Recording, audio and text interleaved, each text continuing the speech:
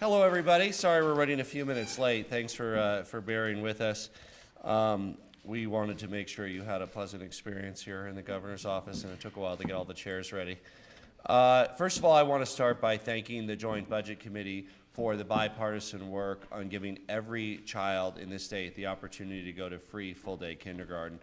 I think especially with all that sometimes divides Coloradans, I want to emphasize how important it is that Republicans, Democrats, Independents are really coming together around the importance of early childhood education.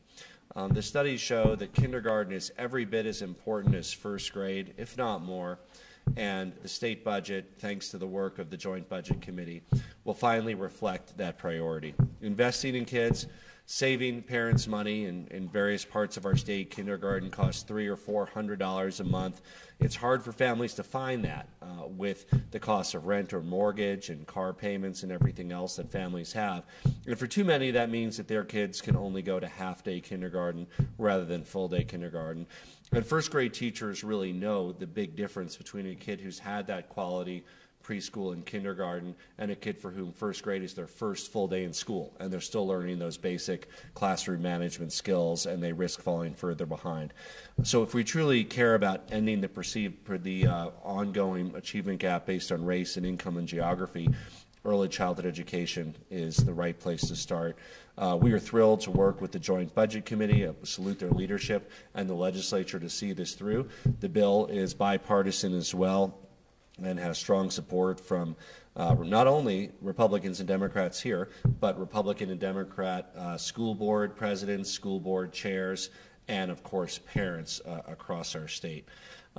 Kindergarten is also a workforce issue today. We all know about the long-term economic benefits of preparing kids in the future, but it gives parents the freedom to go back to work earlier if they choose, rather than just having to work to earn enough to pay for preschool or kindergarten. So it frees up parents to have the choice to go back to work sooner. It's good for kids. It saves money in the long run, because when you have early identification and assessment for and intervention for special learning needs, you have better results. It reduces grade repetition, which has cost the state a whole other year of money for kids. It reduces youth adjudication and leads to successful outcomes. So we are very excited that we are working with the JBC and the legislature to recognize this critical priority for Colorado. I really feel that Democrats and Republicans working together have the opportunity to really accomplish something amazing for our state, for parents, and even for families who don't have kids, knowing that, that the next generation will be prepared for success along with the economic benefits today. And I just want to point out, when parents spend that $300 or $400 a month on kindergarten, that's less than they can spend on other things. And having that money to go spend in local businesses, to have summer camp for their kids, that's it's time to enroll your kids in summer camp. We have a 7-year-old and a 4-year-old. We're enrolling them now before all those slots fill up. But freeing up that money will benefit the economy in Colorado, because rather than just having to spend it on kindergarten, parents will be able to spend that for enrichment for their kids, for books, for summer enrichment, for saving for college, or saving for retirement. We also have a exciting announcement here today before we get to questions. Really, in an effort to promote all of Colorado has and using the tools that we have in the state, we want to provide a fresh representation of the state brand, and we've established a new logo for the state and our agencies. So this new logo probably looks a little familiar to you, because it, of course, evokes our wonderful, iconic state flag, the familiar red, white, blue, and yellow color palette of our flag, the symbolism of our flag, along with an evergreen and dual peaks representing Colorado's outdoor spirit and our natural resources. The tree represents Colorado's natural resources and spirit. The red symbolizes Colorado's red soil and rocks. Of course, our name, Colorado, Colorado, from the old Spanish version of color red. Yellow represents the state's abundant sunshine and the wheat of their Great Plains. And our dual peaks represent the many mountains in our state. And of course, our rich blue base representing water, which is absolutely critical to our state. This is a comprehensive branding effort. The new logo will be deployed going forward. We're briefing the agencies later this week on future printed and electronic formats to minimize costs. The new logos and branding are just being deployed during the normal replacement cycle, meaning we've instructed our agencies when they have physical representations of the old logo not to throw those out, but when they need to be replaced, when stationery needs to be replaced, when other branding needs to be replaced, to use the new logo. The new branding will be implemented using existing resources. Unlike the old logo, which cost $2.4 million, this one was done internally at no cost. In fact, it's been used by one of our agencies for over a year at the Office of Economic Development and International Trade, Outdoor Recreation Industry Office. This logo has already been used with relatively great success. In fact, they've even produced and handed out these types of goods at outdoor industry trade shows in Germany, in Colorado, and we are excited about this new branding opportunity for our state. The Department of Personnel Administration will use our normal branding standards and maintain official graphic files for the state agencies to ensure proper use of the new logo. And of course, there's exempt logos that different agencies have, like the lottery. Those will continue. Those are separate logos that the state has. So we're excited about this new opportunity for branding. The great state of Colorado. We think this represents our value proposition.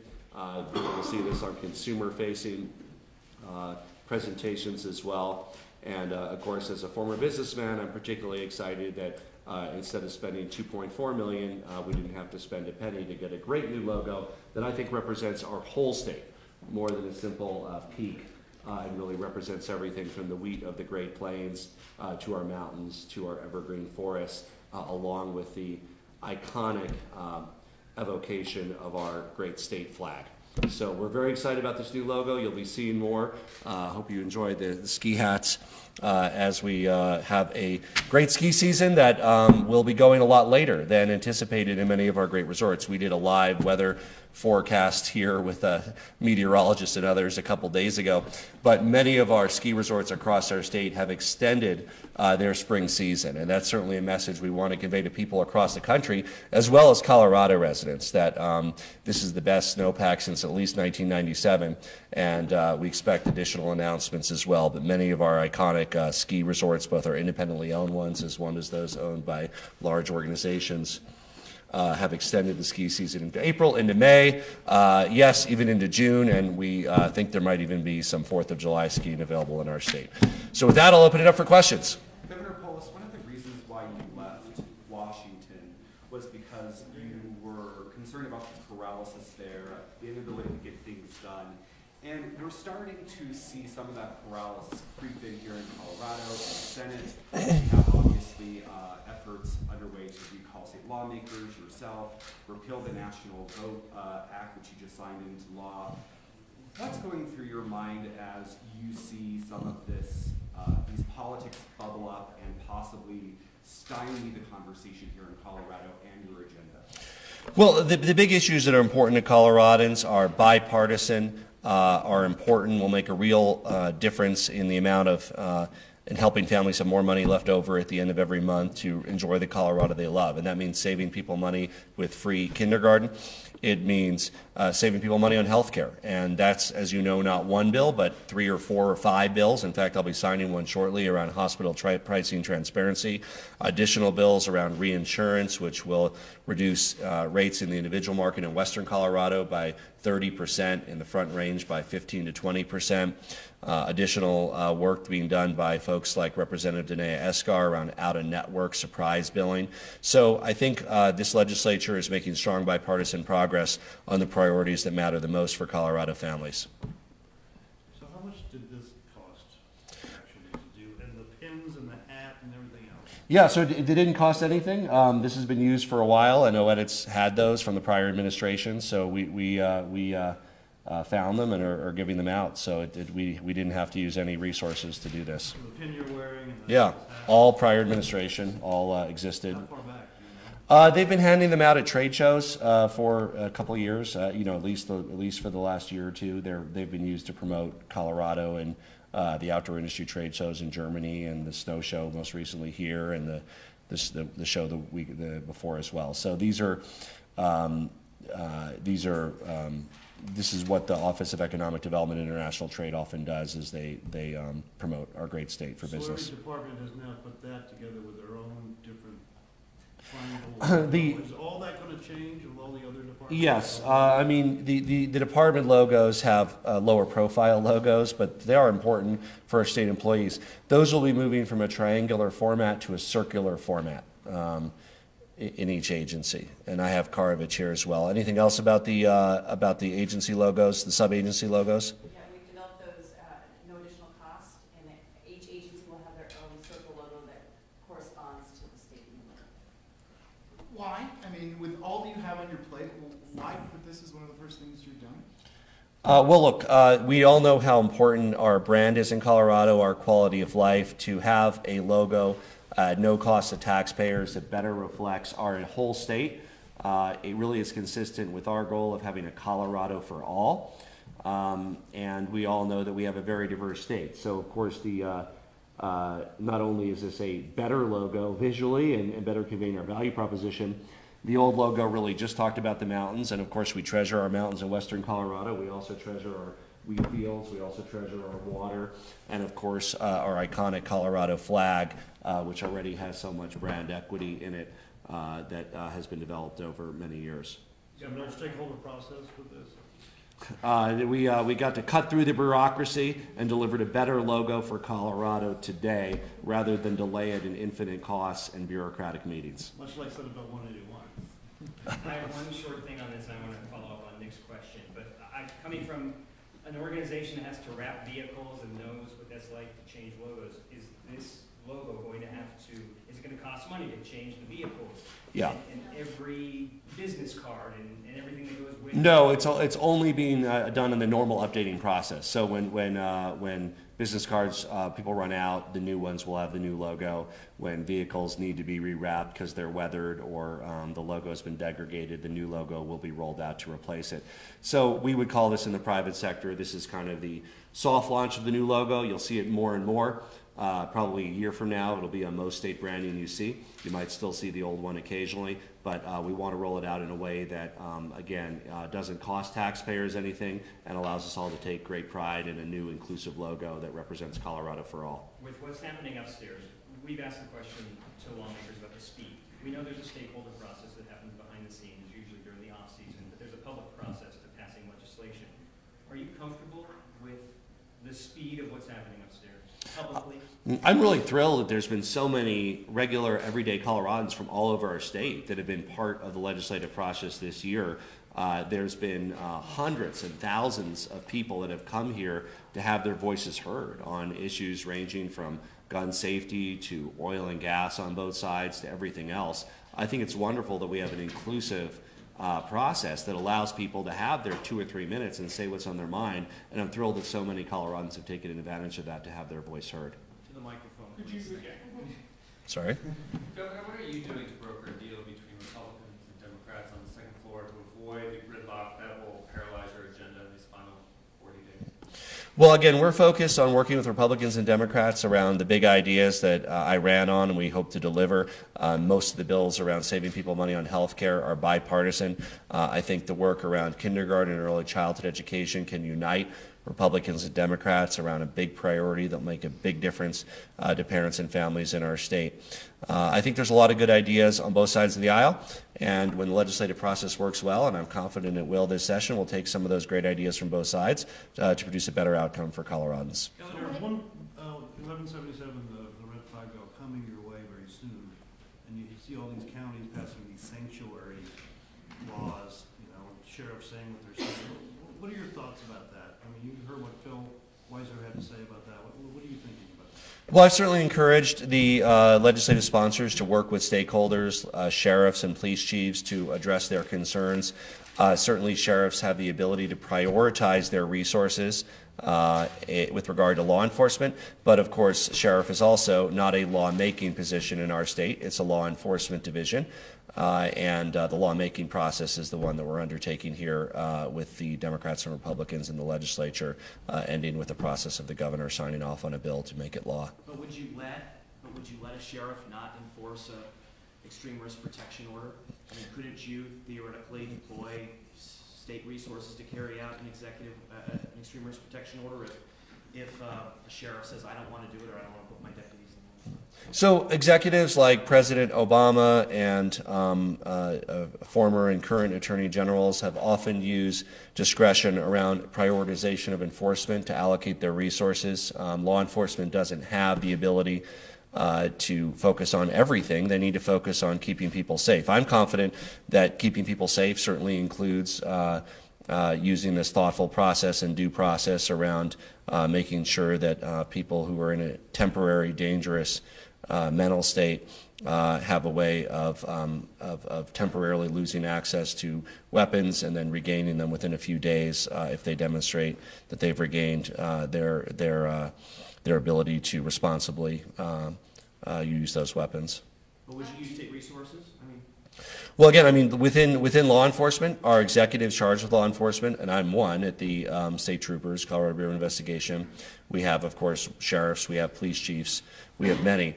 Every law enforcement agency has to make prioritization a factor. So, for instance, I supported and was glad that the previous Attorney General deprioritized enforcing marijuana laws in states where they're legal. That guidance has been removed, but it is generally still the practice of the U.S. Attorney's Office not to prosecute marijuana crimes that are legal in a state. While it's not a formal written policy, and we hope that they reestablish that policy, it's still a practice. So, again, law enforcement agencies are executive agencies.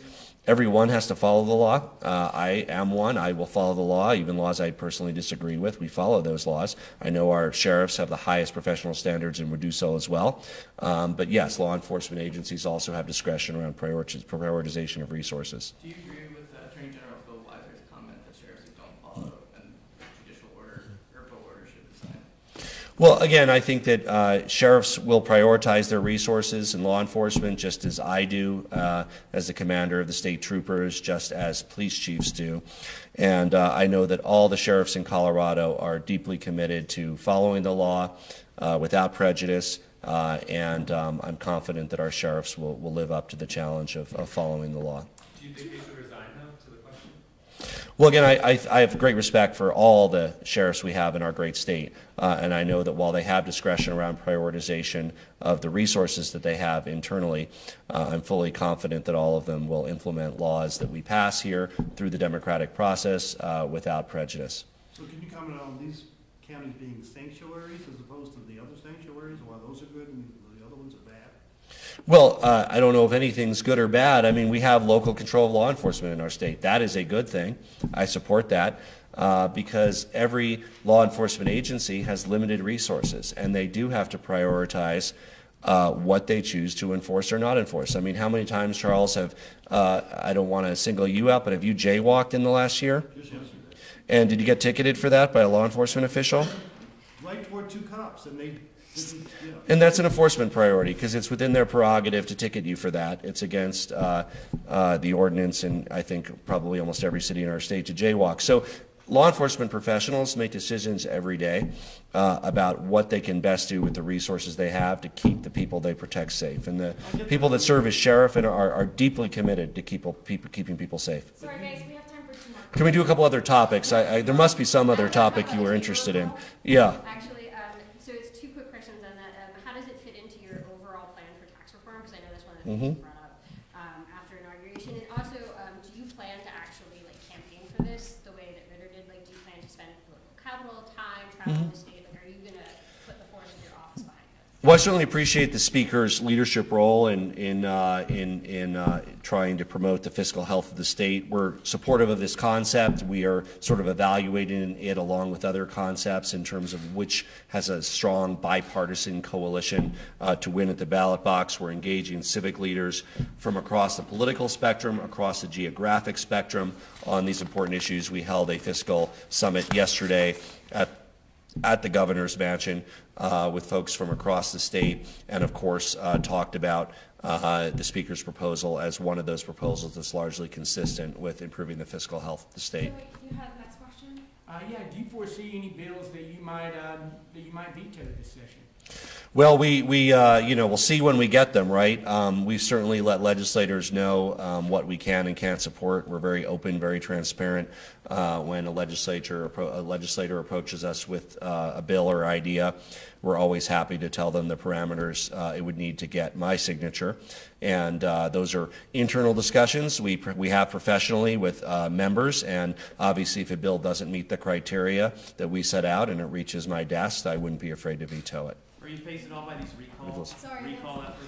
Let me just say that I'm, again, we're excited on our bold, inclusive message for the state.